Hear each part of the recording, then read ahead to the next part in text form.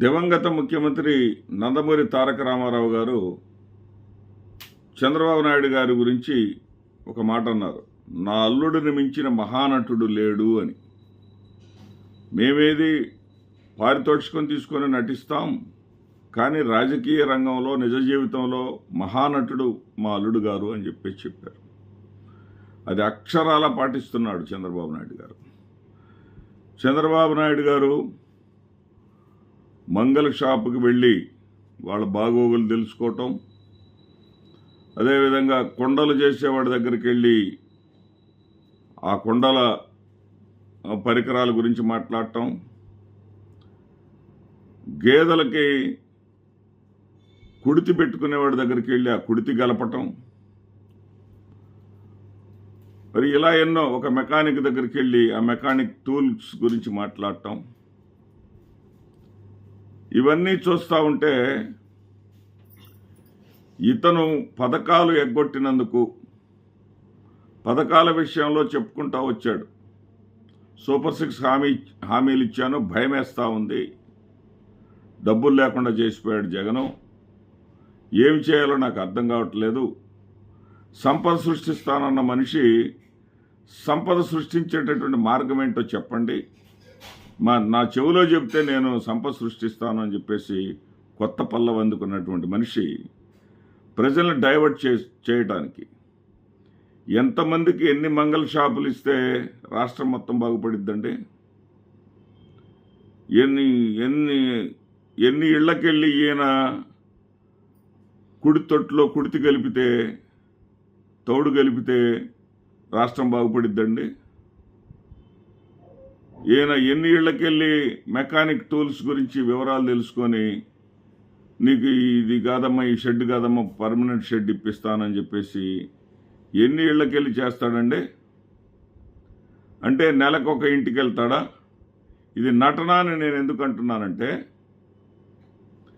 యాదృచ్ఛికంగా దారిలో వెళుతుంటే సడన్గా ఆ వ్యక్తులను కలవడం అంటే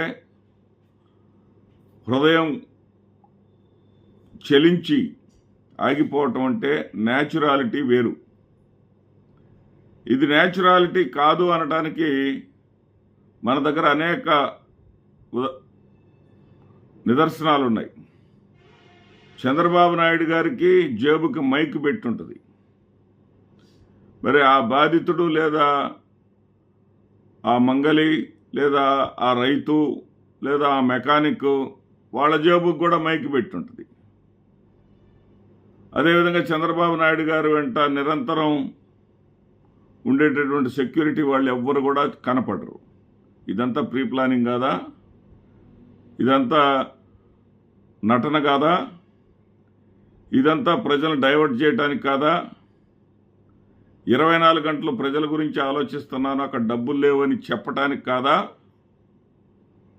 ఏదో ఒక కుటుంబానికి నువ్వు సాయం చేస్తే ఆ కుటుంబాలన్నీ బాగుపడ్డట్లా? P4 కూడా అంతే కదా. P4 అని చెప్పేసి మార్గదర్శకులు బంగారు కుటుంబాలు అని పెట్టారు.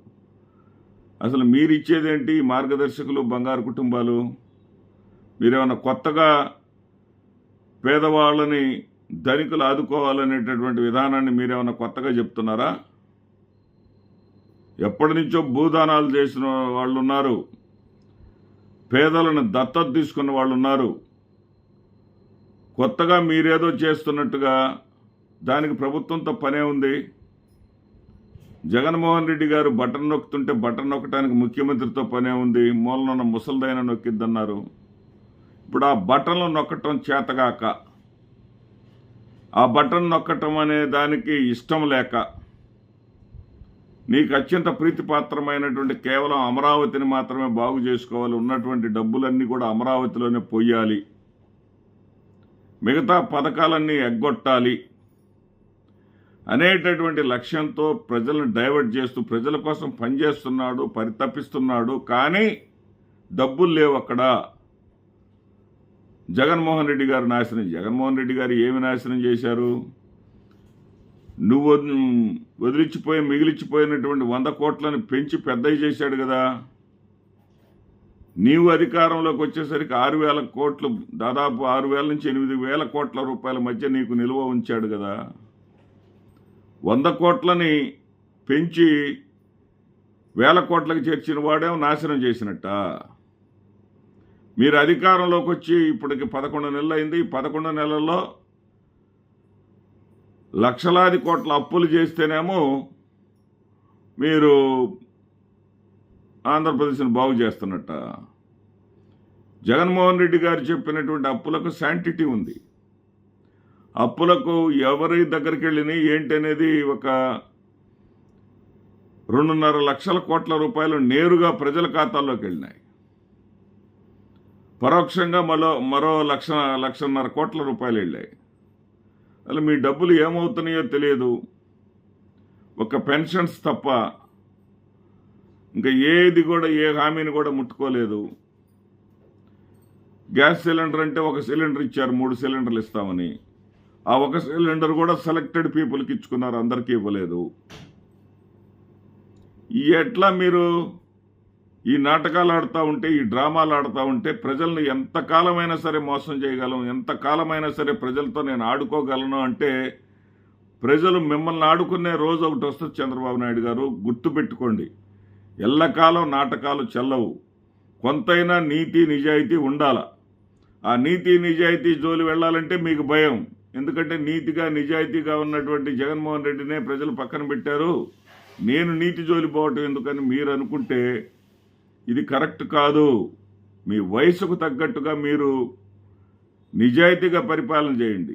అంతేగాని ఈ రకమైనటువంటి నాటకాలు, డ్రామాలు, మీకున్నటువంటి ఎన్టీ రామారావు గారు ఇచ్చినటువంటి కితాబును నిజం చేసుకుంటూ మీరు నటించకండి మహాప్రభో. నమస్తే.